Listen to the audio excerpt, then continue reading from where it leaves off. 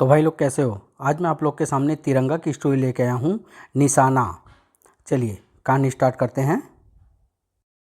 व्यावसायिकता की दलदल में फंसी जिंदगी में आज हर कोई निशाना है। कोई अमीरों का तो कोई गरीबों का, कोई रोटी के भूख का, कोई नाम के भूख का, तो कोई निशाना है गोली का। हाईवे के इस पुल को रिकॉर्ड समय में पूरा करके एक्सीलेंसी अवार्ड पाने वाले ठेकेदार रमाकांत शर्मा से मैं अनुरोध करूंगा कि वे माइक पर आकर जनता के सामने अपने विचार रखें।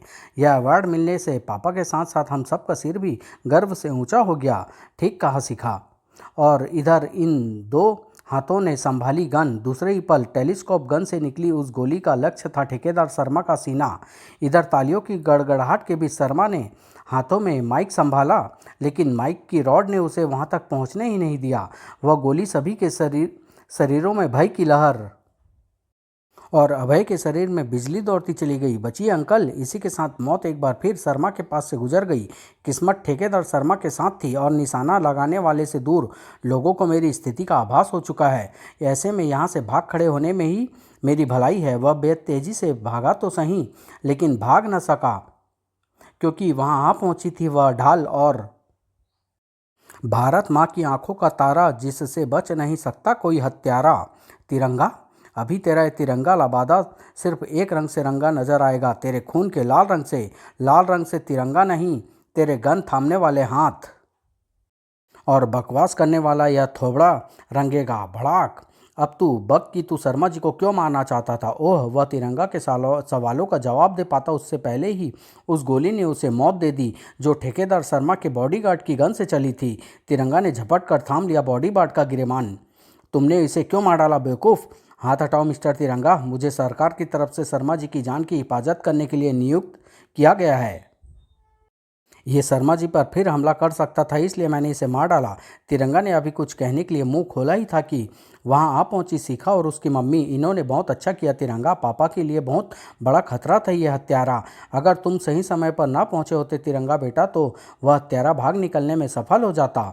तभी एकाएक चौंकी शिखा। अरे अभय भैया अभी तक यहाँ नहीं पहुँचे, कहाँ रह गए वे। शायद नीचे ही रह गया होगा। अभय इन्हें नीचे ही मिले। इसके लिए तिरंगा को तुरंत ही यहाँ से रवाना होगा और बनना होगा अभय। अभय मेरे लाल, मेरे बच्चे, तू नहीं जानता तूने मेरे सुहाग को बचाकर मुझ पर कितना बड़ा एहसान किया है। जिस दिन बेटा माँ पर एहसान करने लगेगा उस दिन प्रलय आ जाएगी माँ। तुम कुछ भी कहो अभय, आज मैं सचमुच तुम्हारी वजह से जिंदा हूँ। पापा ठीक कह रहे हैं अभय भैया। अपने पिता की हत्या के बाद मैं आपको ही अपना पिता समझता हूँ। इन इमोशनल बातों के चक्कर में पार्टी को मत भूल जाना है भाई भैया। तेरे जैसी चटोरी और बकबक करने वाली जिसकी बहन हो वह ऐसी बातें भूल जाए तो लानत है उस पर। हा हा हा। अवार्ड की यह खुशियाँ ज़्यादा दिन तक कायम न रह सकी। वे पुल टूटने की आवाज़ें और उसके नीचे दबने वालों की चीख पुकार में दब कर रह गई। 200 जिंदगियों को लेने वाली एक भयंकर त्रासदी थी जिससे अनभिज्ञ नहीं था अभय। पुल गिरने की खबर के साथ ही सेशन साहब ने मुझे क्यों बुलाया है ये मैं अच्छी तरह जानता हूँ। जांच कमेटी पुल गिरने के कारणों की जांच कर रही है। जांच के बाद ही असली कारणों का पता चलेगा, लेकिन अभी शक तुम्हारे धर्मपिता ठेकेदार शर्मा पर किया जा रहा है। नहीं सर, ऐसा नहीं हो सकता, वे निर्दोष हैं। तुम्हें अपने धर्मपिता की जगह गिरने वाले पुल के निर्माता के रूप में रखकर सोचोगे तो तुम भी इसी नतीजे पर पहुंचोगे। ऐसा है तो मैं इसकी खुद छानबीन करूंगा सर, और यकीन जानिए अगर शर्मा जी के प्रति आपका शक सच साबित हुआ तो उन्हें सजा दिलाने में जो शख्स सबसे आगे होगा वह मैं होऊंगा। दृढ़ कदमों से चलता जनशक्ति के ऑफिस से निकला अभय सीधा शर्मा के कमरे में ही जाकर रुका। अगर शर्मा अंकल वाकई गुनाहगार है तो यहाँ उनके खिलाफ कोई ना कोई सबूत जरूर मिलेगा। सबूत ना भी मिले तब भी मैं गुनहगार हूँ अभय, क्योंकि तुम जिसे मैं अपनी सगी औलाद से बढ़कर समझता हूँ मुझे गुनहगार मान चुके हो। ऐसा कुछ नहीं है अंकल, मैं तो यह सब जनशक्ति के शक की पुष्टि करने के लिए सब बकते हैं बेटा। सब इनको फंसाने के प्रयास में लगे हैं। देश के लिए अपना सब कुछ न्यौछावर करने के लिए हमेशा तैयार रहते हैं। ये भला ऐसा काम क्यों करेंगे जिससे देश के मान सम्मान को कलंक लगे। जांच कमेटी की रिपोर्ट आने दे, फिर देखना इनके खिलाफ बोलने वालों के मुंह कैसे बंद होते हैं। मैं भगवान से प्रार्थना करूंगा ऐसा ही हो। मानो भगवान ने सुन लिया अभय की प्रार्थना, क्योंकि अगले दिन ही आतंकवादी संगठन अल कमान का दावा, जांच कमेटी ने विस्फोट के सूत्र ढूंढ निकाले, ठेकेदार शर्मा निर्दोष साबित हुआ। देखा देखा अभय, बेटा अभय, मैं ना कहती थी तेरे अंकल निर्दोष हैं। हाँ आंटी, अब मैं चैन से बैठ सकूंगा। अभय के लिए यह चैन से बैठने का विषय था, लेकिन तिरंगा के लिए नहीं। पुल को बम से उड़ाकर जो सैकड़ों बेगुनाह जिंदगियों से खिलवाड़ किया है, तिरंगा के हाथों उसकी सजा पाएंगे। अल कमान ग्रुप के आतंकवादी इस अपार्टमेंट की 10वीं मंजिल के ऊपर रहता है अपना वह शिकार, जिसे हमने 7वें आसमान के ऊपर पहुंचाना है। चारों आतंकवादी तेजी से सवार हुए उस लिफ्ट में, जो अगले ही पल उन्हें लेकर 10वीं मंजिल की तरफ बढ़ने लगी। लेकिन वहां तक पहुंचने से पहले ही लिफ्ट रुक गई। लेकिन कैसे, किसने रोका इसे? मैंने, क्योंकि इस लिफ्ट को रोककर मेरा इरादा है लात और घूंसे चलाने का। लेकिन इसके लिए यह जगह काफ़ी कम है, इसलिए इस मुक्कालात के लिए अच्छा यही रहेगा कि हम चले बाहर।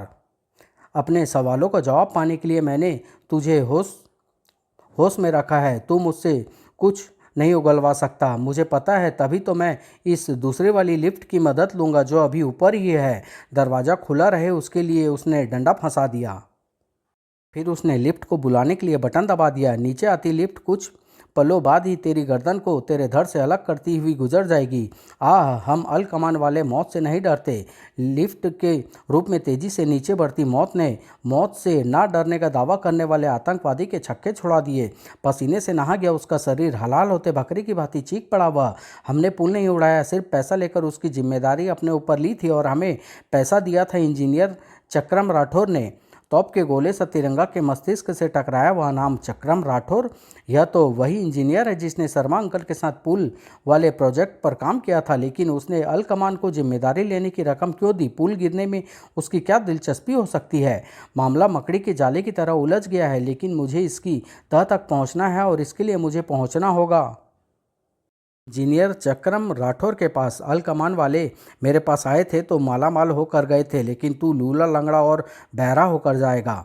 और ऐसा करेंगे मेरे ये तीनों साथी। मिस्टर राठौर, मैं तुमसे जो सवाल करने आया हूँ उसका जवाब तुम तभी दे सकते हो जब तुम्हारी यह गलत फहमी दूर हो जाए कि तुम्हारे ये गुर्गे मुझे लंगड़ा, लूला और बहरा बना सकते हैं या नहीं। तुम्हारे साथी मुझे जो देना चाहते थे, मैंने उसे सूद समेत उन्हें वापस लौटा दिया है। अब तुम्हें मेरे सवाल का जवाब देने में कोई ऐतराज़ नहीं होना चाहिए। मुझे हाथ न लगाना, मैं तुम्हें सब कुछ बता देता हूँ। शर्मा जी के प्रतिद्वंदी ठेकेदार अन्ना स्वामी ने मुझे यह सब करने के लिए कहा था। पुल को ध्वस्त करवा कर शर्मा जी की बढ़ती प्रसिद्धि को मिट्टी में मिलाना चाहता था वह ठेकेदार अन्ना स्वामी। जेल की कोठरी के अंधेरे में मिलकर रह जाएगी उसकी बाकी की जिंदगी। तिरंगा नहीं जानता था कि जिस जिंदगी को तिरंगा जेल की सलाखों के पीछे पहुंचाना चाहता था, उस पर मौत का साया मंडरा रहा था। जल्दी जल्दी हाथ चलाओ, अगले 4 दिनों में मैं यह काम पूरा हुआ चाहता हूँ। 4 दिन की बात करने वाला अन्ना स्वामी को क्या मालूम था कि अब उसे 4 दिन भी नहीं जीना था। भौचक्का ही रह गया था तिरंगा यह सब देखकर। उफ, मेरे पहुंचने से पहले ही दुर्घटना ने अन्ना स्वामी को यमराज के पास पहुंचा दिया और चिरतार्थ कर दी यह कहावत कि दूसरों के लिए खाई खोदने वाला एक दिन खुद उसी में गिरता है। अन्ना स्वामी इस मामले की आखिरी कड़ी था। यह खत्म तो मामला खत्म। तिरंगा के रूप में मैं अभय जो सोच रहा था वैसा नहीं था। जनशक्ति का यह जासूस 2 दिन से मेरे पीछे साय की तरह लगा हुआ है। यही बात साबित करती है कि अपने काम में पूरी तरह मुस्तैद है जनशक्ति। लेकिन इन्होंने इसे मेरे पीछे लगा क्यों रखा है? क्या कारण है इसका? मैं शर्मा अंकल के साथ रहता हूँ, उन्हीं की वजह से मेरी जासूसी की जा रही है। पर ऐसा क्यों? उन पर जो इल्ज़ाम लगा था वह तो अन्ना स्वामी की मौत के साथ ही खत्म हो गया। जनशक्ति की इमारत के आकाश पर सुरक्षा चक्र क्यों चमका? मुझे वहाँ पहुँचने के लिए तिरंगा बनना होगा। लेकिन पहले उस जासूस से अपना पीछा छुड़ाना बेहद ज़रूरी है, जिसके लिए रास्ते पर पड़ा ये केले का छिलका काफ़ी काम आएगा। अभय ने बड़ी सफाई से केले के छिलके को पीछे की तरफ सरका दिया, जिसने दूसरे ही पल अपना कमाल दिखाया। ओफ, धड़ाम से गिरा था उससे फिसल कर वह जासूस। अब जब तक यह संभलेगा, ग्रीन लाइट पर आगे बढ़ती यह बस मुझे इससे छुटकारा दिला देगी। इतनी तेजी और अप्रत्याशित ढंग से अभय ने वह सब किया कि जनशक्ति का जासूस देखते रहने के सिवा कुछ न कर सका बेचारा। फिर अभय ने तिरंगा बनकर सेशन के सामने पहुंचने में ज़्यादा देर नहीं लगाई। कहिए सेशन साहब, क्या बात है? पुल की जांच कमेटी का एक सदस्य तुमसे मिलना चाहता है। वह किसी विस्फोटक रहस्य के बारे में जानता है जिसे वह तुम्हारे सिवा किसी को भी नहीं बताना चाहता। कहाँ और कब मिलेगा वह मुझे? ठीक 1 घंटे बाद पुराने किले के दक्षिण छोर पर। मैं यहाँ हूँ तिरंगा, इधर ही चले आओ। आवाज़ के पीछे चला तिरंगा, आवाज़ पर ही रुका। बस तिरंगा, रुक जाओ। ये क्या, यहाँ तो इन 2 एम्पलीफायर स्पीकरों के सिवा कोई दिखाई नहीं पड़ रहा। शायद बोलने वाला उस फ्लड लाइट के पीछे खड़ा हो। हैरान ना हो तिरंगा, मैं किसी के भी सामने नहीं आना चाहता, क्योंकि इससे मेरी नौकरी के साथ साथ मेरी जान पर भी बन आएगी। क्योंकि मैं तुम्हें बताना चाहता हूँ कि पुल की जो रिपोर्ट हमारी कमेटी ने पेश की थी वह झूठी थी। असल में हमें वहाँ कोई बम नहीं मिला। एक दौलतमंद के हाथों बिककर हमने वह रिपोर्ट बनाई थी जिसका नाम है zonal engineer Salman Khan. Zonal engineer Salman Khan को उसके गुनाह की सज़ा ज़रूर मिलेगी, लेकिन तुमने और जांच कमेटी के अन्य सदस्यों ने जो किया वह काबिले माफ़ी नहीं है। इसीलिए सज़ा के हकदार तुम भी हो। अरे यहाँ तो कोई भी नहीं। तिरंगा की ढाल ने फ्लड लाइट तोड़ दी थी। केवल यह एक टेप रिकॉर्डर है, कोई बात नहीं, देर सवेर मैं उसे और उसके साथियों को पकड़ ही लूँगा। फिर तिरंगा वहाँ न रुका। जोनल इंजीनियर सलमान खान के घर पहुंचकर तिरंगा के हाथ निराशा ही लगी। कोठी बंद है और चारों तरफ सन्नाटा भी छाया हुआ है। इसका मतलब सलमान खान घर पर नहीं है। मुझे उसकी खोज में कहीं और भटकना होगा। 1 मिनट, कोठी के अंदर से कबाब सीखने की गंध आ रही है। कोई अंदर है और वो है सलमान खान।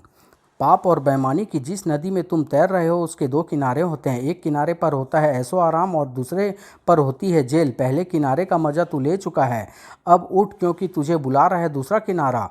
मेरे ख्याल से जिस नदी की तू बात कर रहा है उसके दोनों किनारों पर तेरे जैसों के लिए एक ही चीज़ होती है, और वो चीज़ होती है मौत। ओफ, सिर्फ मौत। धड़ाक। मुर्गों की जगह अब इन सीकों में तेरा गोश्त सीखेगा। पाप को मिटाने एक बार जो इंसान निकल जाए, मौत उसके पास ना भटके, आग उसे जला ना पाए। ये सब बेकार की बातें हैं। हकीकत यह है कि आग जब बरसती है तो जलकर राख हो जाता है उसके सामने आने वाला। उफ, वो कैसे पीछे हट जाए भला, आग से डर के जो निकलते हैं आग को अपने सीने में भर के। धड़ाक। तुझे सिर्फ आँख से खेलने का ही शौक़ है खान। मैं तुझे उसकी तपिश का अंदाज़ा करवाता हूँ। मुझे छोड़ दो। मैं जिंदा भूलना नहीं चाहता। हल्की सी तपिश से ही पिघल गया आँख का सातिर खिल्लाड़ी।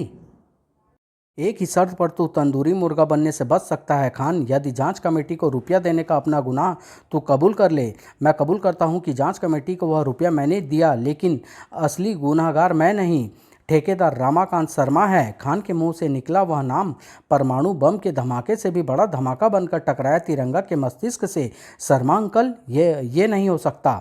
दोस्तों, तिरंगा की तरह आपके मस्तिष्क में भी रोमांच का गुबार उठ रहा होगा। उसकी तरह आप भी यह जानने के लिए बेताब होंगे कि कौन है असली अपराधी। अगर ऐसा है तो इंतज़ार कीजिए नेक्स्ट भाग का। देशद्रोही बहुत जल्द लेके आऊँगा। समाप्त।